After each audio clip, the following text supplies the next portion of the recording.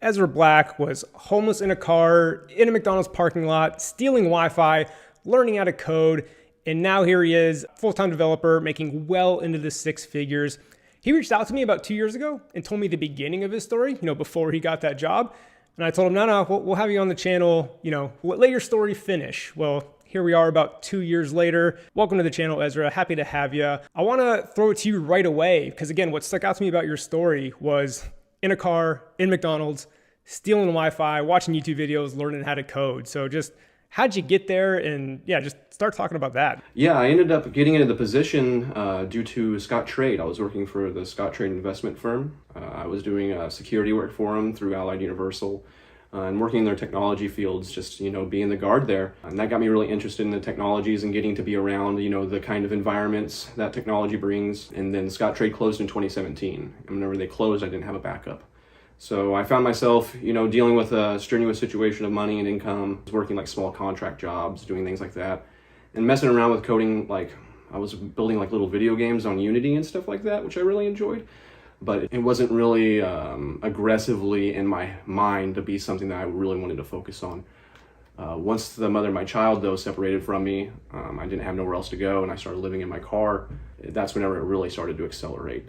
I started doing, little teeny courses and things like that, and I built a xylophone app for my daughter when I was younger. So that's kind of what hit it off, was this xylophone app that I wanted to build for my daughter, so she wouldn't use my phone no more. And we find ourselves here now. So was it always iOS, or were you, I guess, yeah, how did you end up in iOS and not Android or web? Good question. So honestly, I kind of did a little bit of research. I wanted to do mobile development because it was the only device I had. So I didn't have nothing else with me to actually code with. But I looked at how much they make. So I'm completely, checked the field, I checked Glassdoor, I checked all that other stuff. I just wanted to be able to make enough to really support my family and be able to support myself as well. So iOS just ended up being the smarter choice. So talk about just flat out, what is it like coding out of a car, stealing McDonald's Wi-Fi? Like how reliable was it? Like, was it constantly, were you watching YouTube videos and it would buffer all the time? Yeah, definitely. So I started with Angela Yu courses, eventually led into your courses, just searching for things through, needs that I had for hers. And that actually led into needing better Wi-Fi. So I was doing the McDonald's needs. They were letting me use it 3 or 4 hours out of the day. And then I'd kind of sit in my car and get close to the building, so they didn't like that too much. I ended up making some So they knew enemies. you were using it though. You weren't like, being sly about it. They knew what was going on? Except at nighttime. So eventually though, they did start cutting their Wi-Fi on me because I had like 2 or 3 people out there that started figuring it out. So there was like a lot of people huddling around the building and using the Wi-Fi and everything. I had a friend though that went to the a community college right across the street. And I eventually convinced him, I was like, hey, I really want to get into this coding. I'm trying real hard. I showed him some of the example tutorial apps I was building, and he was down for letting me use his login credentials at the community college. So I was able to use that Wi-Fi for the last stint before I finally signed up for the coding school that I went to. Back to the YouTube a little bit. You said Angela Yu courses, my courses. The reason I want to go to this is not to brag about my courses, but I like to tell people that like YouTube is so powerful, right? I call it YouTube University. Oh, A yeah. lot of people think you need the computer science degree and all that stuff. It's like, man, everything is for free on YouTube, or even the courses are relatively cheap when you compare it to, going to school for it. So I guess maybe dive into more about what videos you were watching as far as like tutorials or even like motivational videos to inspire you. Like what were you watching? You had a video before your courses. I speak about those. You had a video talking about how you became an iOS engineer in 7 months. And that really opened my eyes. And I can remember I was actually sitting in a McDonald's with like 4 old people next to me. And they were talking about funny things. And the guy next to me, I can remember he even told me, he goes, that guy's telling you a whole bunch of malarkey. That's what he said. And he was like, you need to go out and get a job, and everything else like that, and get off your laptop. And I was just laughing because I was like, oh, he was saying about me on the video? Yeah. He was like, oh, you're just listening to, funny. Some older man. And yeah, but definitely just general motivational videos and stuff like that. But within coding world, it was definitely you, of course, and Paul. So Paul was a really big inspiration as well and a really big help. Just having the information out there was what really hit it off for me, realizing that all these different people that were already really far into the field or, really established were providing these kind of resources and really making it seem like it was a transparent path was what really led me on to feeling like I could, like, hey, I could do this, you know. How did you handle like meeting other developers, right? Because obviously there's probably not too many of them sitting in a McDonald's parking lot. Like, how did you go about, because right, you probably get stuck watching these tutorials or courses and you need to reach out for help. So how did you go about that? So it started with Twitter. Angela talks about, doing the courses and everything, and as well as you talking about how you do social medias. I had a Twitter before already for years, so I was like, well, maybe I should just really get into this. So I focused a lot on building my Twitter and following different iOS engineers. I kind of just stalked everybody's followers, and went through and found every iOS engineer I could find, shoving random questions down people's throats that they probably don't want to hear. A lot of it definitely was just getting into the internet side of things, because I got lucky. Well, I guess I shouldn't say lucky. Let's not call this lucky. But COVID happened. So I was homeless, and whenever COVID occurred, everything went online. And because everything went online, I was able to get a lot more of a quality of interaction with the community, which is what really hyper accelerated and like propelled it forward. You said those keywords I was going to ask you about. You said propelled it forward. I was going to ask, like, how did you, you're sitting in the McDonald's parking lot, and then, like you said, you eventually got to do the community college Wi-Fi. What was kind of like the big break, or at least the start of the big break that started to propel you forward? I think my first big break was getting into Lambda, because I started the Lambda boot camp. And they have like a 6-month, 9-month course, and getting accepted into that. Real quick, you said it was a big break. Was there a stringent application process? Why was it a big break just to get in? Well, I've never really accomplished too much in my life academically at the time. And they did have like a huge like beginner course that you had to do. At the time, I thought it was a lot bigger than what it was. But it was the first thing that I ever did and like had a reflection on like, hey, this is something that you're valid with. This is something that you can do. And getting done with that crash course in the beginning, they had like 60 iOS questions, and like a basic app thing you had to do. Accomplishing that and being told like, hey, we're going to accept you. And knowing that I was sleeping in my car, and then seeing all the other people that were there, hey, I'm in my car and these people, have beautiful desks already and setups and, all the gear and everything. And I'm on equal level with them. So that was really like I can do these things even in a more stringent environment. And because of that, it made me feel like I was like, hey, this is something I can really do. This is something that I'm good at. It was the validation outside of myself. So you're into Lambda. Talk about the boot camp process. So that's what's really interesting as well, is that once Lambda started, that's whenever COVID started getting really big. I started interacting with different people in the community, and I ended up meeting a girl named Zoe through the internet that I ended up starting dating. I think it was beginning of 2020. That was whenever like the boot camp was starting to ramp up and everything. So I had a little bit more comfortability once it actually started to ramp up. But the experience in Lambda in general, and like the coding experience, was pretty solid. I'm not gonna lie. Like after I got out and got to experience like the real environment, they did a pretty okay job at like getting you the blanket understanding of things and having a good syllabus. But the school was just not accommodating for how I learn, and the fact that I was just getting out of a situation that I got out of, and dealing with rehabilitating myself into normality, and then on top of it, COVID happening. Moving, I moved from St. Louis area to Springfield to be around Zoe, and starting Lambda hardcore in general made it just, it was something I couldn't accommodate myself to no more. So I kind of just took what I knew and then what was left in the syllabus and kind of went wild on the internet. I dropped out of the school, did the hacking with Swift, and just grinded out that last little bit and started doing interviews. So it sounds like that wasn't a setback, because I would have thought, quitting or leaving the boot camp would have, set you back, because we just talked about how that was such a like big accomplishment getting in, but it sounds like you just kind of kept it moving, didn't knock you back too far. And what I realized was that I wasn't there to get the piece of paper. I was there to learn. Once I knew, I felt like I was comfortable and strong in my understanding of what I can and can't do with coding and how you teach yourself. I just hit the races, I was able to take the syllabus and realize I was like, hey, I got like 4 more months left of this. If I drop out now, I can hyper accelerate myself through this whole situation that's going on with COVID and have a potential chance to, just break out of this tutorial chaos, After the boot camp, you started going on interviews. And I know one of the questions I get asked all the time, because, most of my audience is trying to get that first job, is how do you even get these interviews? So talk through like how you got these interviews and how that led to maybe even more interviews. Yeah, so I kind of wanted to stand out. That's an interesting question. I started getting really interested in my own fields and everything, which was automation and augmented reality. So I kind of fiddled with both of those to stand out since I didn't have a degree or nothing. What I started doing was I would do man-in-the-middle proxy attacks on their application. And then I would go through all their JSON, everything that goes out publicly on the phone. And I would structure everything and tell them what tools they're using and everything else like that. And instead of just having, like my resume, I would give them a cover letter, which was a diagnosis of their application, or, like any things I might have found, or like the technologies that they use and why they interest me, just the journey of exploring their application and telling them I enjoyed, the technologies and what they're using. That usually really was a standout thing. I got so many interviews that way. I didn't get the jobs, but I definitely got the interviews, just, somebody being all like, who in the world is this guy? So it was definitely a good idea.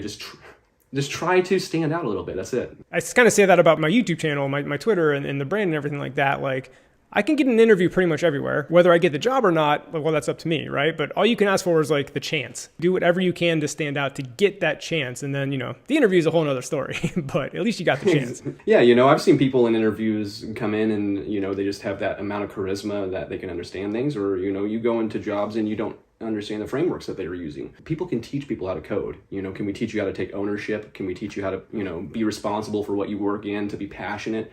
Those are things you can't teach people. Now, if we back up a little bit, this thought just occurred to me. You're homeless, living in a car, sitting at McDonald's. iOS development's not a cheap game to get into, right? You have to have a MacBook. You have to have an iPhone. How the hell did that happen? Connect those dots for me. Definitely. So what was wild is I had an old 2010 MacBook that I got from a friend. I used it for a little bit and it would not run Xcode for nothing. I can't imagine how frustrating that would be, running Xcode on that old machine, just thinking about it. Oh man, and it had the light up logo and everything. So, I'm sitting at McDonald's with it, just feeling cool. I thought the light up logo was still new and modern. And I found this guy on Twitter named Bill Pult, and he's a multimillionaire and he's a philanthropist. He gives away money on Twitter to people in need.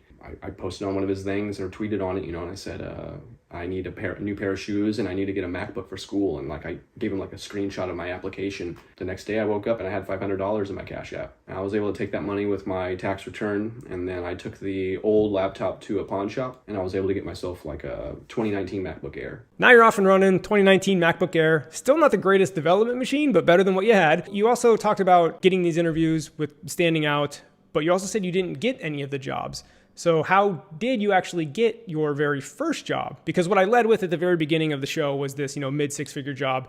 That's where you're at currently, but there was a job before that. So how did you get that? Through Twitter again.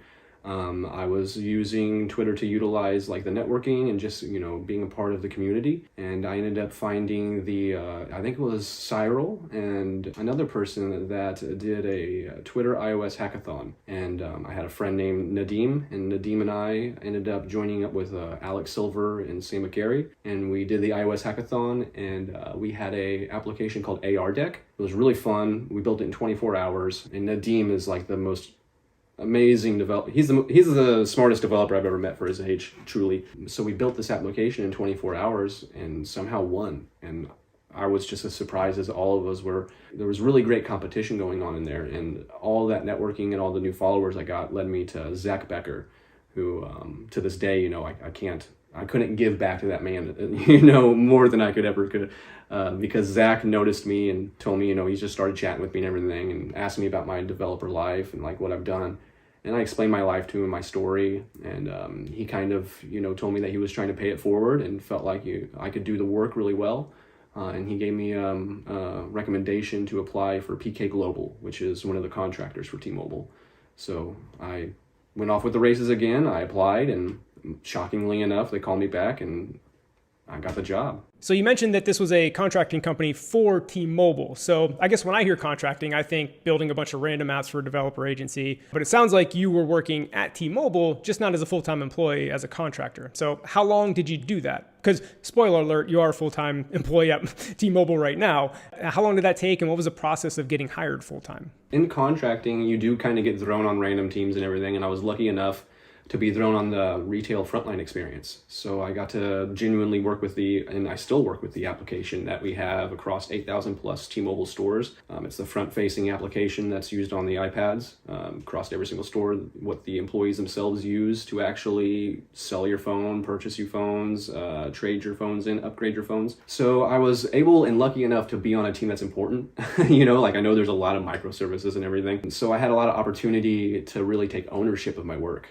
I was doing automation work at first, and we didn't have an automation team that was really big. We didn't have anybody that was really leading automation at all. And, I guess this comes a little bit with naivety and also with just, excitement. I don't know if, I was 5 years into development in a company this big, I probably wouldn't have done this again. But I just jumped up at the idea of, well, hey, I could, we can do this and this, and, this is important to me, and I want this to be done because, without this getting done, this won't get done. And just taking ownership of things. In about 7 to 8 months, I got a request, and it was asked if I wanted to go full time. And I accepted. I didn't even think about it, actually, or the repercussions. Jumped on it, yeah. Yep, I jumped on it so quick, and I woke up a month later, and I'm living in Seattle across the country, and definitely has changed my whole life. That's for sure. I'm really thankful for you. I'm thankful for everything. I appreciate that, and that's awesome. Here you are. That's where you are right now. That's kind of the whole story, getting you up to present. And I just want to recap, you mentioned it earlier. Not only do you not have like a college degree, I think you said you don't even have a high school degree or a GED, right? And you're from homeless in a McDonald's parking lot stealing Wi-Fi. So now here you are, full-time software developer, mid six figures. Like that's an amazing story. And like I said, I'm so happy to share this. I can't wait to see like the comments and the reaction. Like I think it's awesome. So not to discount like how far you've come in this awesome story, but I got to ask, like, what's next? What are the next 2, 3, 4, 5 years have in store for Ezra? Like where do you want to go? Yeah, definitely. I think that I'm going to focus on stability and financial growth. And in terms of my career and everything, augmented reality is right around the corner, and that's where I like to focus. I enjoy fiddling with all of the bleeding edge technologies, and a lot of my obsession right now is in LiDAR. So hopefully once we start getting like the hardware to catch up with the software, there'll be a whole new wave of something for me to enjoy and maybe ride that wave as well. So we'll see, but it's probably going to be something to do with augmented reality. I've kind of been watching from the sidelines a little bit. Like I said at the beginning, you reached out probably 2 years ago, telling me where you're at with your story, and kind of been, keeping tabs a little bit here and there. And it's just awesome to see kind of like it all come to fruition with where you are now, again, making well into the six figures. So I know you're excited to share your story, but I'm just as excited. Like I said, I can't wait for people to hear this. And I think it's going to be inspiring to so many people. That's all I really hope for. I mean, if it wasn't for your videos and getting inspired myself, I wouldn't have had nothing, and I feel like everything starts in your mind, because it obviously does. And if you just have that a little bit of drive and focus and the want to have better and stop discounting your future, you're going to get places. Just focus. It's a great way to end it. Well, I appreciate you coming on, Ezra, and we'll see you all in the next video. Yep, definitely. Appreciate you. What's going on, everybody? Today we're rattling off 37 tips or pieces of advice for junior software engineers. And whenever you put together a list like this, of course, there's going to be some exceptions. So if you have some thoughts about my tips, leave a comment. Let's have a discussion. Throw 10 minutes on the clock and get right into this. I got a list right in front of me. And these are really in no particular order. But number one, don't worry about memorizing things, right? I think a lot of people think that they have to know how to build everything off the top of their head. They just go there and type. No. Even the most senior developers Google the most basic stuff all the time. The key here, you got to know where to find it, whether that's previous projects or you know where to go in the documentation. That's the name of the game. Know where to find it. Don't worry about memorizing. Number two, you got to learn how to learn, right? This industry is constantly evolving. Technology is constantly changing. The one thing that will be constant is that you're going to have to learn new stuff all the time in this career. So learn how you learn, whether you're an audio learner, you like to read books, you like to watch videos. Figure out the best way you learn things and get really good at that, because you're never going to stop learning in this career. And number three, sticking with the learning topic, repetition is key, right? You don't just learn one thing in programming and then you know it, right? You know it by doing it over and over and over and over again. Repetition is the key. Number four, don't fall into the tutorial trap. I think a lot of people, when they're just learning, do this tutorial, do that tutorial. They just do endless tutorials. Your learning will really take a leap when you start building your own projects. When there's no cookie cutter recipe for you to follow, you got to figure it out on your own. That's when you're going to take the leap as a developer. Number five, and this will help you get out of that tutorial trap, is learn how to read the documentation for your language. I understand not every language's documentation is created equal. Some are great, some are not so great, but that's what you got to work with. And knowing how to read the documentation, how to use the documentation as a resource, again, that gets you out of the tutorial trap. You're not relying on other people's tutorials. You can dive into the documentation and figure it out for yourself. That is a vital skill. Number six, this goes along the lines of once you're actually working on a project, is learn to understand the cost-benefit analysis of your work. A good way to think about that is each feature has like a spectrum of complexity, right? You may have an idea for a feature. There may be a super simple, easy to implement version of that. It may not be as robust as you want it, but again, you got to manage how much time it's going to take you to build it versus the benefits you're going to get. So along that spectrum of super simple basic version to really complex robust version, there's a whole spectrum of versions in the middle. So learning to balance that cost benefit analysis of the time you're putting into it is key when you're building products. Number 7, let's talk about the am I a junior developer, mid-level developer, senior developer? When can I call myself what? I think that's an irrelevant question. Don't even worry about that. You could ask 10 different developers. You're probably going to get 10 different answers. It's very abstract, very vague. Stop wasting your time thinking about that. Number 8, find a mentor if you can, whether you have somebody in person that you met at a meetup or, maybe build a relationship with somebody on Twitter. Finding a mentor early on can make or break your career. And along those lines, number 9, join Twitter. Developers hang out on Twitter. It's where they talk and communicate. It's an amazing place to network, especially if you don't live in a development hub. But use this as to build relationships over time. Like I consider Twitter probably the most powerful tool in my developer career. Just the people I've met, the networking I've done. I've gotten job interviews for DMing people I know on Twitter. It's amazing. Build your Twitter, join the community, be active, be known. It's one of the most important things in my opinion. Moving on to number 10, go to meetups if you can. I understand you have to be in a bigger city to probably do this, and Twitter's a good backup if you're not, but if you can go to in-person meetups, so valuable. Your network is your net worth. I mean, so many career opportunities happen based on, I met so-and-so at a meetup and then I got a job. Like it's real, it happens. Go to meetups if you can. Number 12 might be the most important on this list, and I genuinely believe in this, but if you're a junior developer, you have to create a very visual portfolio website. You got to showcase your work. And apparently, I don't know how to count. That was tip number 11, not number 12. Off by 1 errors, am I right?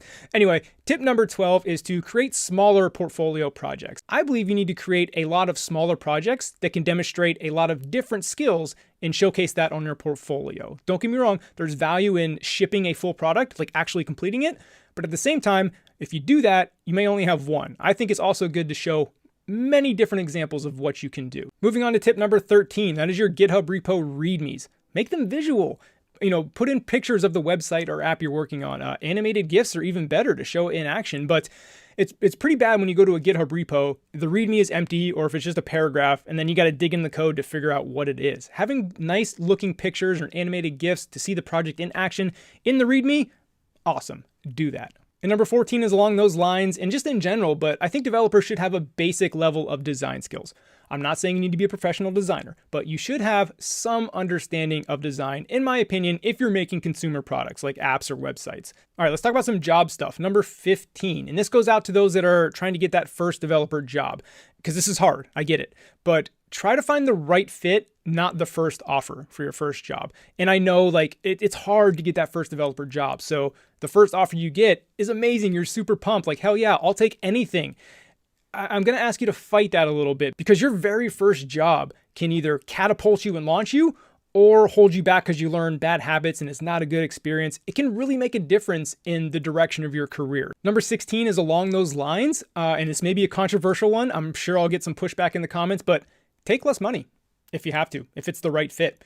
Just using some American, maybe San Francisco numbers for junior developers. Say maybe a job is $75,000 one offer, but it's an amazing fit, and another offer is $90,000 a year, but it's kind of a crappy fit and doesn't look great. $15,000 a year is a decent amount of money in difference, but I'm telling you, it will compound over time to take the less money for the much better team, better product, better fit. That is going to outpace that extra 15 grand by a mile in the long run. All right, number 17, and I may get some pushback for this as well, but I think you should spend an early chapter, and again, a chapter of your career in a major tech hub. The San Franciscos, Austins, London, a big city with a lot of tech in it. And, of course, there's pros and cons with that. Usually those are very expensive, but the network you're going to get living in a tech hub is amazing, and again, can compound over the whole course of your career. So I understand people may not want to live in a large city like San Francisco because it's expensive, but just do 2, 3, 4 years there and then move on. And just like I said, the network you're going to get and take with you for the rest of your career, so worth it. Number 18 is a contracting, freelancing kind of tip. I would do a full-time job first and start contracting and freelancing on the side as like a side hustle to kind of feel it out, get used to it before jumping in full-time. I think a lot of people want to start their careers as full-time remote contractors managing the project themselves. That is the dream. I understand why you'd want that. Again, for the long-term health of your career, I think it's very beneficial to start off at a company, do the contracting as a side hustle for a little bit, and then switch. Number 19 is just a general tip throughout your career, and that is show initiative. Show that you care about the project. So if you're a junior developer on a project and you want to implement this one feature, go to your senior developer and say, hey, I want to implement this feature. I think it'd be really great. I've put a lot of thought into it. I think we could do it this way, this way, this way. What do you think?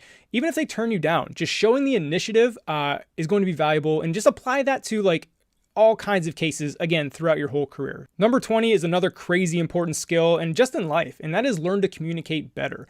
If you can, as an engineer, break down these complex engineering problems and explain that to either project managers or maybe the CEO if you're in a smaller startup, and making them understand why this is taking so long, or the trade-offs between solution A and solution B.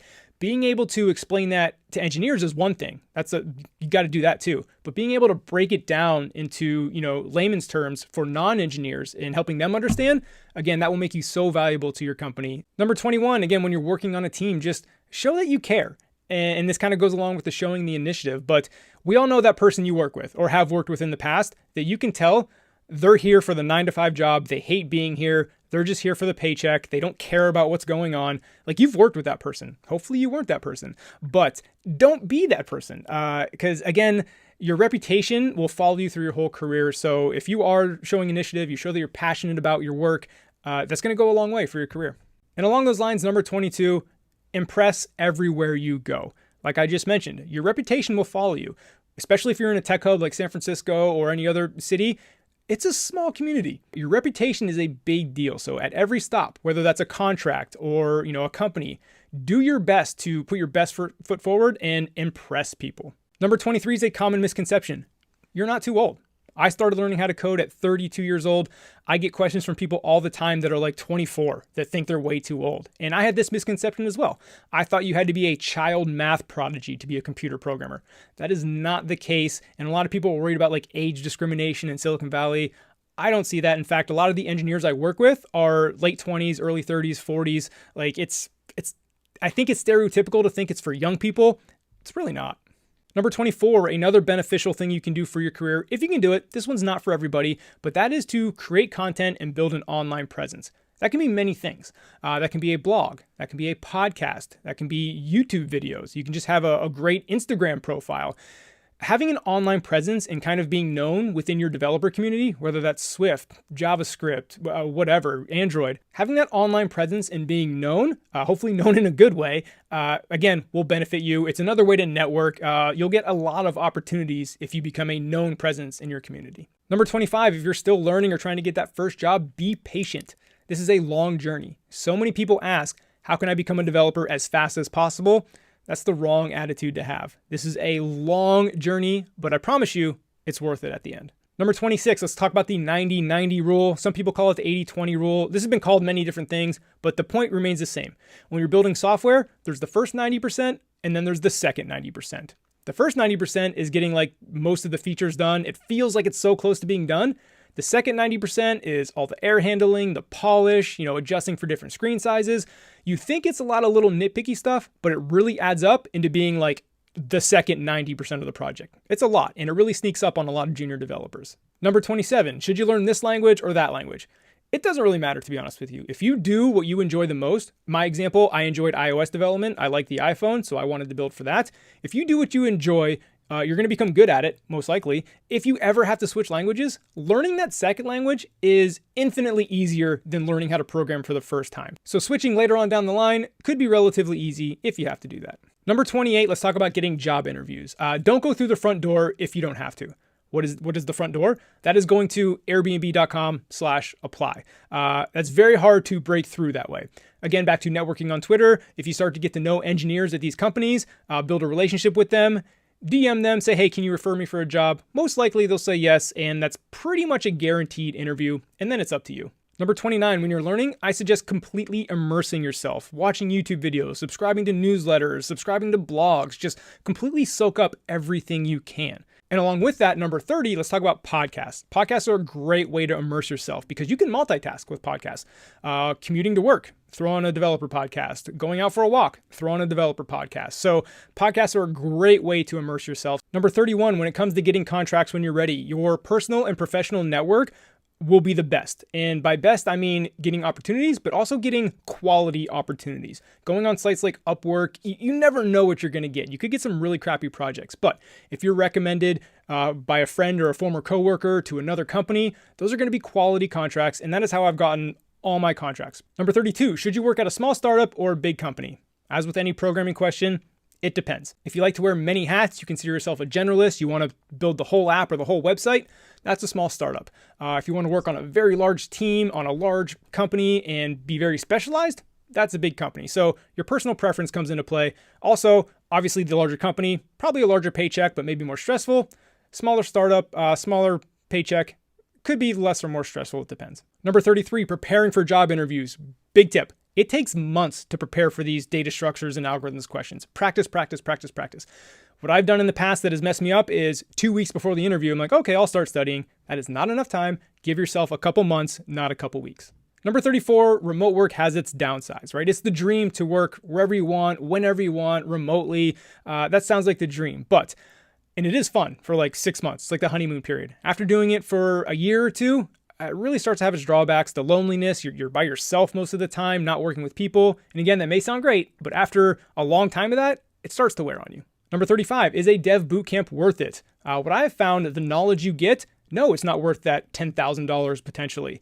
However, forcing you to do it every day for 8 to 10 hours for X amount of weeks, getting the experience of working with other people, that is absolutely worth it. So if you think you can be a good self-starter and learn on your own, I think you should probably save the 10 grand. However, if you like the extra push to force yourself to do it for 8 to 10 hours a day, I think a bootcamp is worth it. And number 36, after all these tips, it gets easier. Like, experience in this industry matters, right? This may have been an overwhelming video throwing a lot at you, and I know you may be learning and it may feel overwhelming, but before you know it, you're going to wake up and 5 years has gone by and you're like, holy crap, I know a lot of stuff now. So it does get easier. Stick with it, I promise. And of course, number 37 is to subscribe to this YouTube channel or any other developer YouTube channels. Again, immerse yourself. I put out iOS development content specifically, but I do talk about general software engineering stuff a lot as well. So those are my 37 quick tips. I hope you got something out of this. Let me know in the comments if you disagreed with anything. Let's have a discussion.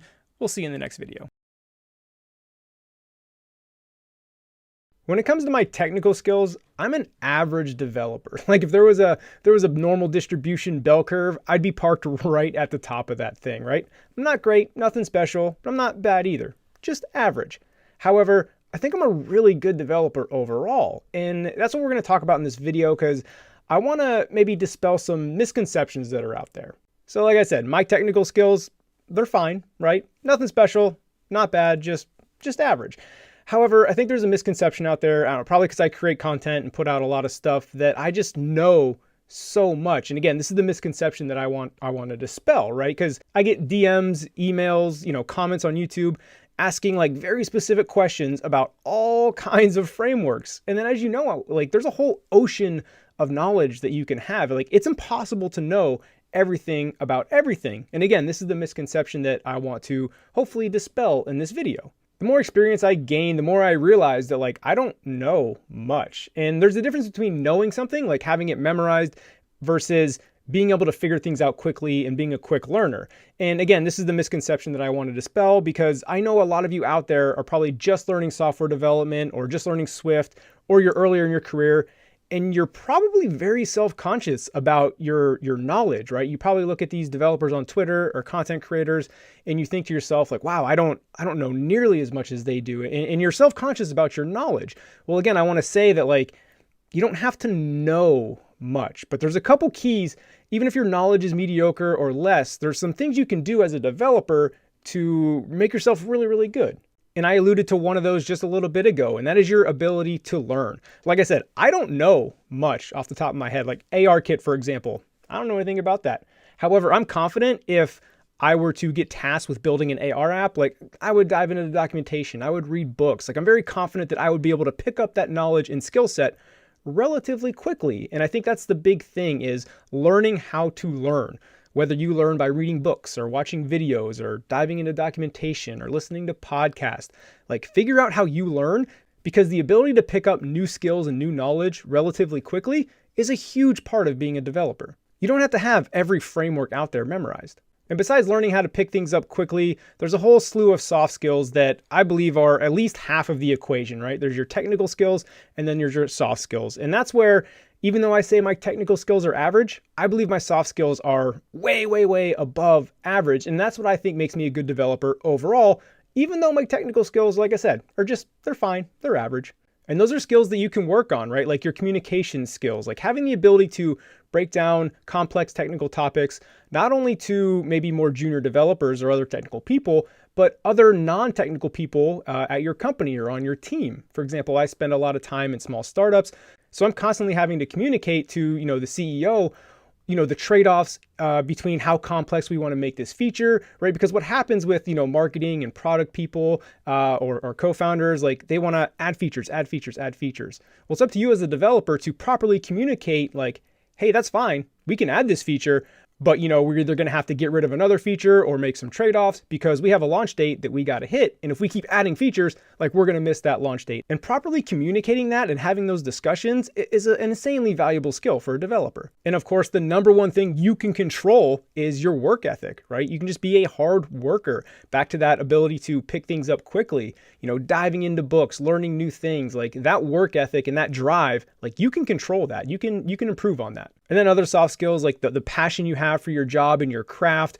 Also being a good teammate, like it doesn't matter how great of a developer you are. If you're a horrible teammate and you're a horrible person, you're bad to work with, like you're going to be a net negative on your overall team, no matter how good your skills are. Another soft skill you can work on is showing initiative, right? Don't always wait and sit back and be told what to do. Now, I'm not saying go rogue, but if you're a junior developer, like go to your senior developers or go to your team and say, hey, I had this idea. I want to research it. I want to look into building this. What do you think? And showing the initiative will go a long way towards making yourself a more well-rounded developer if you feel like you're lacking in your technical knowledge. And then, of course, you can start researching UI, UX, design, overall product stuff. Again, because this is, right, we're talking about making up for a lack of technical knowledge. Well, again, there's a lot more that goes into being a developer than just knowing the code, right? Understanding, like I said, the UI, UX, the product, design. Like start studying that. Start getting very, very good at that. Because again, that makes you more well-rounded. And then lastly, when it comes to getting that job or getting the next job or winning that contract, like the ability to market yourself is such a big deal. And having a great online presence and developer portfolio really goes a long way with that. So again, I consider myself an average developer when it comes to just straight up technical skills. And if you feel that way too, or you feel self-conscious about your technical skills, of course you can still work to improve them. I'm not saying you have to know nothing and not work at that, but there's many other things you can do, like the soft skills we talked about and learning how to learn how to pick up things very, very quickly to kind of make yourself a more well-rounded developer. What's going on, everybody? Sean here. Today we're going to talk about 9 things that I wish I knew when I started out programming. Would have saved me so much time. So let's just dive right into the list. And the first thing that I would recommend to my former self is to not stay in what I call the tutorial trap for so long. What is the tutorial trap? Well, I think a lot of us fall into this where we just enjoy learning, right? We like learning new things. So we see this bright new shiny toy and it's like, oh, let me do a tutorial on that. And when you're just learning, don't get me wrong, you have to start out on tutorials. That's how you learn, right? But what you may find yourself falling into is just tutorial after tutorial after tutorial. You've been doing that for 6 months and you haven't built anything on your own. When I decided to build my own app, my own idea, where I couldn't just follow a recipe of a tutorial, like a to-do list, a paint by numbers, my learning skyrocketed. I was forced to take the ideas in my head and make them happen on an app, right? I wasn't following somebody else's instructions. So I had to dive into the documentation, or maybe I did follow a tutorial, but I could only take bits and pieces from it because it wasn't, exactly what I needed. Anyway, long story short, if you find yourself in this tutorial trap and feel stuck, like you can't build anything on your own, you have to follow a tutorial, the only way out of that is to start building stuff on your own. It's going to be rough at first, but trust me, your learning will go through the roof. The next thing I want to talk about is to not, skim over the fundamentals of the language to move on to the fun stuff, if you will, right? Really drill those fundamentals. It's like playing a sport, right? If you're trying to learn how to shoot a basketball, you're going to shoot thousands and thousands of shots. You're just not going to go right into playing a game. Well, you shouldn't go right into playing a game when you've only shot a couple shots, right? So same thing with the fundamentals of not only the language, but of, iOS, speaking from an iOS developer specifically. Like I use table views as an example. You can't just build one table view and think you're good to go on table views onto the next thing, right? You just got to drill it. It's like shooting 1,000 jump shots, like I said. I know table views so well, it's because I built 1,000 of them, right? You're not just gonna build one and then know it cold. So drill the fundamentals, not only of the language, but of the platform as well. My next piece of advice would be to not worry about memorizing things. It doesn't matter how senior of a developer you are, you're probably gonna Google the simplest of things each and every day. Like it just happens to all of us. The key here is to know where to look for it, where to find the information you want, whether that's documentation, a certain blog post, etc. But don't worry about, being able to, I think people starting out have this misconception that senior developers just sit in front of their computer, just type away, for an hour without looking something up. They just do it all from their head. That is absolutely not the case. I mentioned table views earlier, even though, sure, I can create the pretty typical standard table view, but if you do anything with like dynamic cell height or maybe section headers, that kind of stuff, I'm gonna be like, oh, I can't remember how to do that exactly. Let me look that up real quick. Again, you have this misconception that we just sit there and just type away for hours, never looking anything up. Couldn't be further from the truth. So the key here is to kind of learn how to learn and then also know where to find this stuff. Don't worry about memorizing.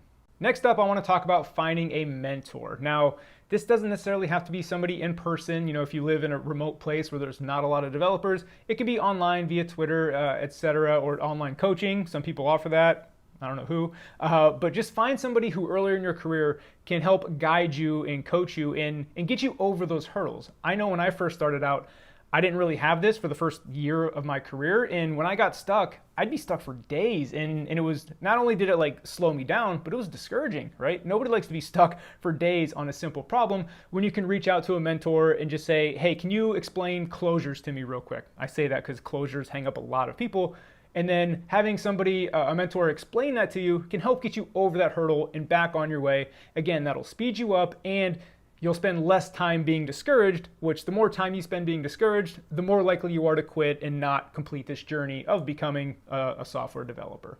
My next piece of advice is I would start diving into the documentation of not only your language, but the platform, whichever you're working on, iOS, web, Android, whatever, as soon as possible.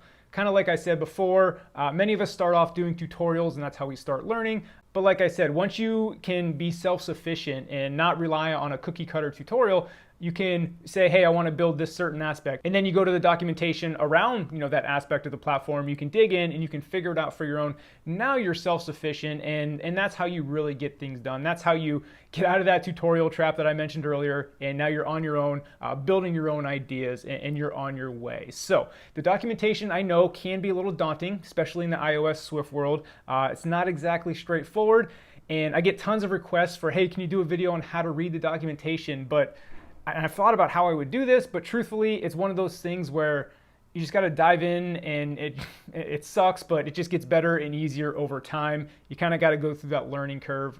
So fortunately, there's no magic bullet here, but just dive in as soon as possible and you'll get through that rough patch and be out the other side faster than you know it. The next advice is that you have to love it. Luckily, I do love it, but I talk to a lot of beginner programmers who are inexperienced or just getting started, and truthfully, they do it for the money, right? We all know software developers get paid pretty well, and that's the only reason they do it. They don't do it because they love to solve problems, or they don't do it because they love to build or create things, right? That's the reason you should be doing it, is because you love the fact that you can take an idea in your head, type on a keyboard with those colored text back there, and then something magical pops up on a phone.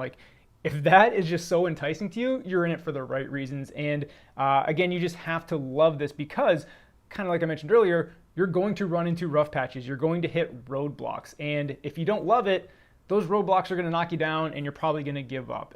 However, if you love it, you're going to kind of take those challenges head on, plow through those roadblocks and be on your way. And Newsflash, those roadblocks don't go away. Doesn't matter how senior you are or how long you've been doing this, technology's always changing. Something new is going to come out. AR kit, AR glasses, VR, whatever. And you're going to have to learn all over again. So if you don't love the process of learning and solving problems and building and creating, it's going to be a rough road. So again, you have to love this. Building on that, because I just kind of talked about how rough it can be, but it does get easier, and here's why. As you go through your career, like, it's going to seem super daunting that, you know, there's all these possibilities of apps you can build. However, as you go through your career, whether it's contracting, working at other companies, you're going to be building various different apps. And when you build these apps, you're going to have these code bases on your hard drive. So you'll have access to previous code you've written to use in future projects. Now, I'm not saying you're just going to copy and paste that code, but let's say you built a, you know, fully fleshed out custom camera screen, and then 2 years later, you're going to build another camera app, and you're like, oh, I've done that before. Let me go back. And again, you're not going to copy and paste it, but you're going to have a lot of the heavy lifting has already been done for you. So what I have found, I've built probably now 10 production apps between contracting and startups. Over time, I have built many features that can be done on an iPhone. So whenever I come across something, you know, tricky, I know that I can always go back to, I call it my toolbox. I can always go back to my toolbox of code, see what I've done before, and pull from there. And again, a lot of times the heavy lifting has been done, and I just got to tweak it or add some little stuff. So it does get easier the longer you do it. And then, as always, I want to preach patience. Again, so many people reach out to me and say, how can I become an iOS developer as fast as possible? And right away, like, you already have the wrong mindset. Like, this is such a marathon. It's not a sprint. It is a very long journey. And if you're just trying to get there as fast as possible, you know, all the other stuff I talked about earlier in the video is really going to come and bite you in the ass. So just be patient, and don't compare yourself to somebody else as well. Like, this happens to me sometimes, right? I've been doing this for about 4 years, and I look at developers who've been doing it for like 8, and I'm like, oh man, I'm not as good as them. It's like, they've been doing it twice as long as you. So it's hard to compare yourself to other developers. You're on your own journey. It's going to take a while. And like I said before, if you love it, you're determined, you're going to get there. Just keep plugging away. But just patience is the key. If software development was so easy that you could learn it in 2 months, everybody would be doing it. The market would be oversaturated, and it wouldn't be such a coveted position. So have patience. It'll pay off in the long run. And then finally, probably my most important piece of advice, I've said this time and time again, get involved in Twitter ASAP. It took me 2 years to finally start interacting in iOS conversations on Twitter, and I just kick myself all the time. This sounds like a bold statement, but I would say Twitter is the most important tool for my developer career. Just the people I've met, the developers at other companies I've gotten to know and meet through Twitter, it's amazing. And I can really only speak for the Swift community, but the iOS and Swift community is amazing on Twitter, super helpful. I know Twitter may have a bad rap for some of you, but Twitter has like a lot of different types, right? Like there's sports Twitter, financial Twitter, software developer Twitter, at least in the Swift world, is amazing. Obviously, like political Twitter is probably a cesspool, but developer Twitter, great. This is a big part of how networking is done in the software developer world. You interact on Twitter. Next thing you know, you meet somebody at a conference and they know you because you've been interacting on Twitter. Anyway, I could go on for days, and I did in this video. Check it out. But Twitter is so valuable for a developer, and I wasted 2 years being scared to jump into a conversation. Don't do that. Start right away, and you'll be happy you did. So those are the 9 things I wish I knew before I became a software developer. Hope some of that helped you out. If you like what I'm doing here, I put out a show called Swift News every Monday and a tutorial or 2 throughout the week. We'll see you in the next video. What's up, everybody? Today's video is going to be all about building your confidence as a software developer. Now, we've all heard of imposter syndrome. We've probably all experienced imposter syndrome, but this video really stems from this tweet here from Alfonso that says, how do you gain confidence as a developer? I feel very confident in myself as a person, but as a developer, not so much at times. And I'm going to link to this tweet in the description. There's like 40-something responses to this thread. Great stuff. I picked out a few of the responses, and I want to talk about some of these topics on how to build your confidence. Just to give some quick context on Alfonso here, I've been interacting with him on Twitter and in the YouTube comments for well over a year now. I've actually met him at a startup. He's been working on becoming a self-taught iOS developer for a long time now, and recently just got his first job. So hooray, congratulations, Alfonso. But that's the context around this tweet. He's just now starting his first job, and the confidence is shaken a little bit. Now, the first two responses I want to touch on are from Zach and Corey. And Zach says, write code, then keep writing code. When you're finished writing, talk about code, then write some more code. It's all the process, the more you do it, etc. And the point Zach touches on that I want to elaborate on is just this concept of immersion that I always talk about with people like learning development. Just completely immerse yourself and soak up as much knowledge as you can, whether that's YouTube videos, books, podcasts, blogs, just completely immerse yourself in this world. And the more you do that, just over time, like knowledge is power. You're just going to increase your knowledge just day by day by day by day. And just over time, the more you know, the more confident you'll become. And then Corey says, for me, it's looking back at how I didn't know a single thing about code and now have an app in the App Store. I remind myself of the steps I've taken, even if they are small. I have to remind myself that in time I will get better and better. But if I quit, no progress. And that builds on what Zach says, and what I want to touch on is just the concept of patience. Yes, I mentioned immersion a little bit ago, but you can't just immerse yourself and 3 days later be confident in all your knowledge, right? It's going to take time. So just knowing in the back of your head that this is a long, multi-year journey, that might not, give you the confidence, but that will help you deal with that feeling of lack of confidence. Know that everybody started out, as a beginner at one point. So just know that this is your journey. It's going to take time. The next response here from David Cacho, it might be my favorite one because I think it resonates with me the most. And it says, the single best way to gain confidence is to acknowledge you won't know everything as a developer, but that you know where to find anything you don't know. This will get you through anything every time. And I always say the biggest thing as a developer is you need to learn how to learn, right? Because like David says, it's impossible to know everything about every development language or every framework within that language, etc. You just can't know that stuff. But if you know how to learn, that will boost your confidence, because I know that's kind of where I'm at is, say I go to a company that works with ARKit and they're building an augmented reality app.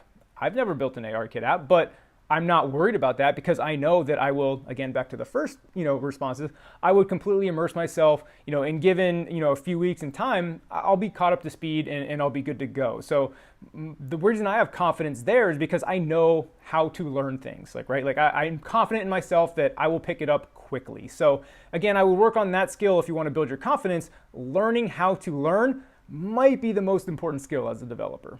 Next up, we have a good one from Andy Hope that says, I suggest avoiding comparing yourself to others. We're all at different positions in our journey. With enough perseverance, you will get to where you want to be in due time. Be humble with what you've learned, be proud, and be curious, and be you. So the message here is don't compare yourselves to others. You're on your own path. There's a nice saying that I love. It's called, comparison is the thief of joy. Just do you, be on your own path, and don't worry about oh, this person knows more than I do. You don't know their history. You may be self-taught. You wrote your first line of code 3 years ago. They may have been coding since they were 12, right? That's not a fair comparison. So don't compare yourself to other people. You're on your own journey. Next up, I want to talk about Mark Opon's response. A little fun fact about Mark. He was the first ever guest on Origin Stories, my podcast. Got to get the plug in, But anyway, Mark says, you gain confidence by working around people that build you up and allow you to fail gracefully. Also build projects and build small, work on small tasks, etc. Really what I wanted to focus on with Mark's response is, gaining confidence by working around people that build you up and allow you to fail gracefully. Because really what I want to elaborate on is your environment is so important, right? Don't get me wrong, I know oftentimes if you're trying to get that first job, you may not have a lot of choices on where you go. But if you are fortunate enough to have any choice, my opinion is to always judge the quality of team first. A lot of people go for the biggest salary, and to me, salary is third or fourth on the list of importance, and team is number one. Think about it. You work with these people every day, 8, 9, 10 hours, however long you work, whatever. You spend more time with them than you do your family. So your environment that you build is going to have a major effect on your confidence, your career, and just that vital, first year of your career. Having a good team that really boosts you up and good mentors, that can just, shoot you off exponentially on an amazing career. Vice versa, if you're in a very toxic environment, that can just really depress you and put you down and can really affect the whole rest of your career. So again, I want to stress what Mark is saying here is your environment is super important, and that can really help with your confidence. Or even if you are a confident person and you go into a toxic environment, that can remove your confidence. So pay attention to your environment. Next up, we got a good response from Jordan here. It says, reflection. Look back on where you started and where you are now. Try to get 1% better every day. That's a very common saying. But basically what he says is just have context and perspective on how far you've actually come. Like this really resonates with me because I was a self-taught developer, 4 years ago, did a boot camp and have been on my way. But it's just like, anytime I was lacking confidence, it's like, man, you didn't even know how to code 4 years ago. Like now look where you're at.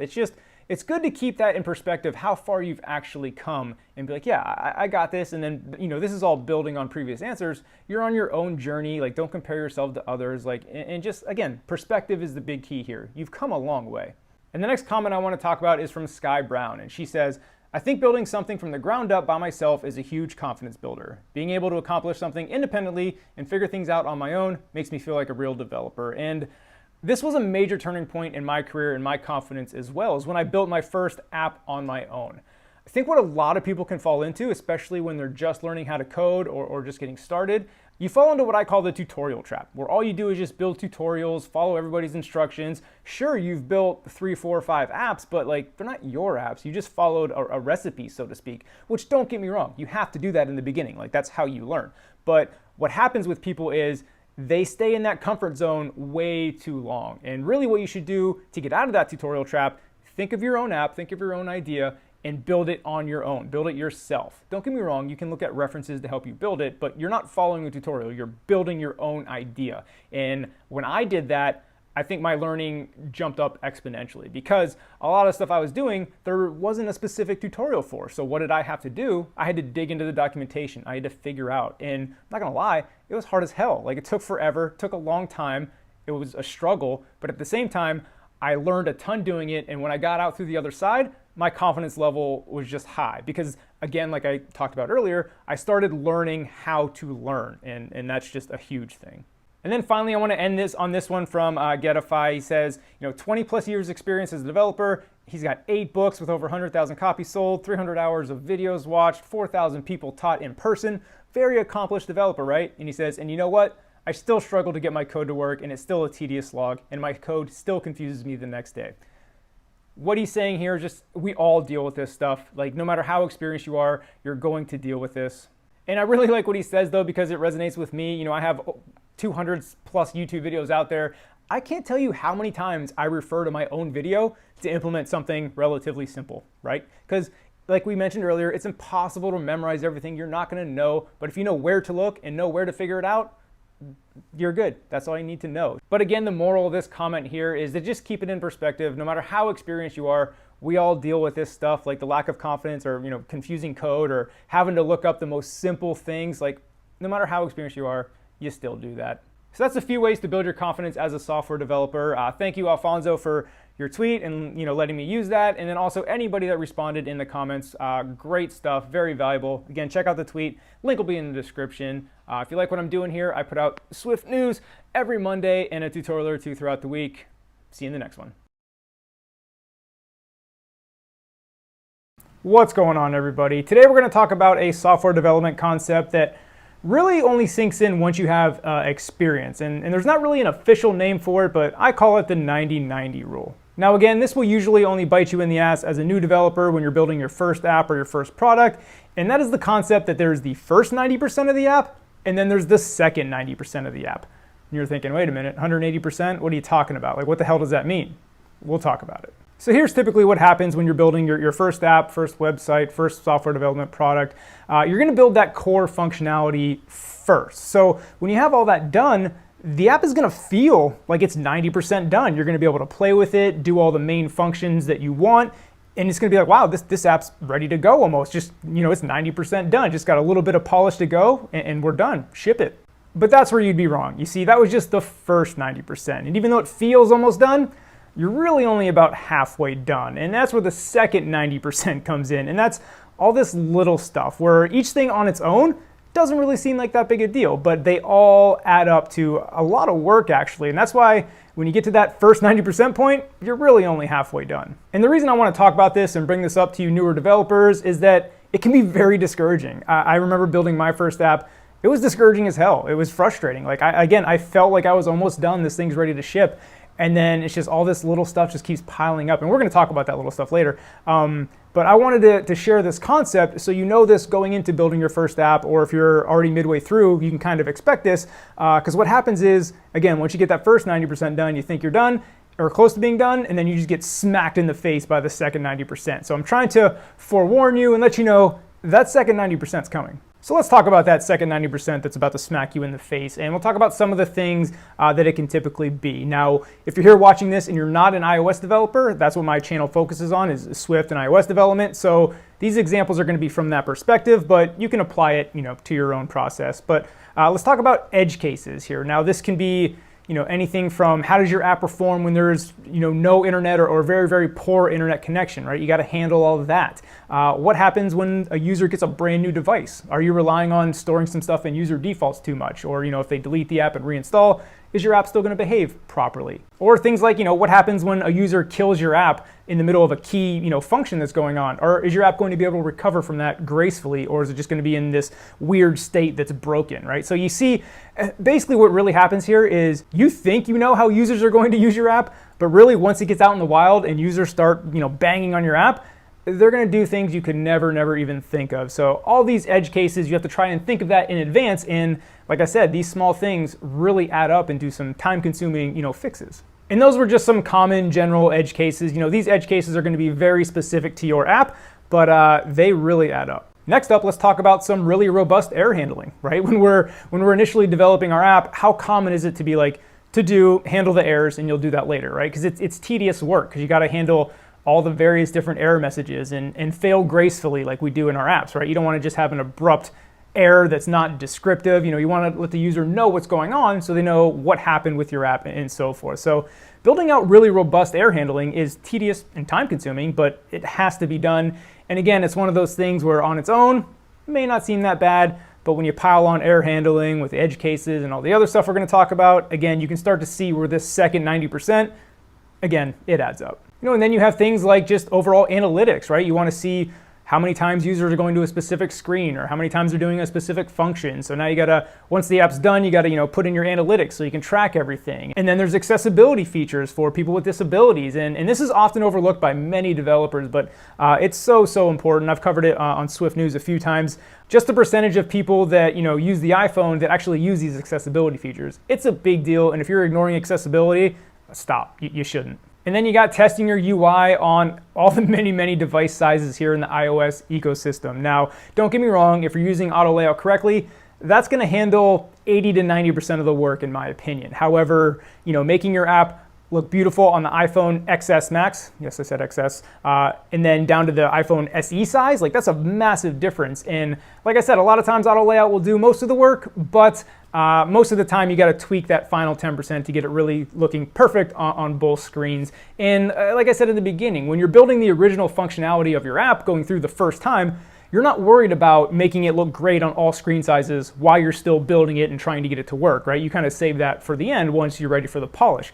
But again, now we're just piling more stuff up onto that second 90% that we're talking about. And then there's the good old refactoring. How many times have you built a feature, refactor this later when you have more time, right? Because oftentimes in software development, you just hack it together to get it working, and then you clean it up later. Well, sometimes, depending on any deadlines, you might not get to that cleanup, which is, don't get me wrong, I'm not advocating that. That's bad. Always try to refactor and make your code good before moving on to the next thing. But I know shit happens, and sometimes you don't have the chance to do that. But eventually you got to pay the piper, and again, during the second 90% is usually when you clean up a lot of technical debt and do a lot of refactoring. And then there's testing. Depending on your philosophy, if you're doing test-driven development, then you're doing the test first, so this won't be in the second 90%. But most people don't do test-driven development. I'm not knocking it. I'm just saying the majority of developers don't do that. So now your unit tests come in after you've built the app. So again, more stuff in the second 90%. So those were just some examples of what can be in that second 90% that just comes in and smack you in the face.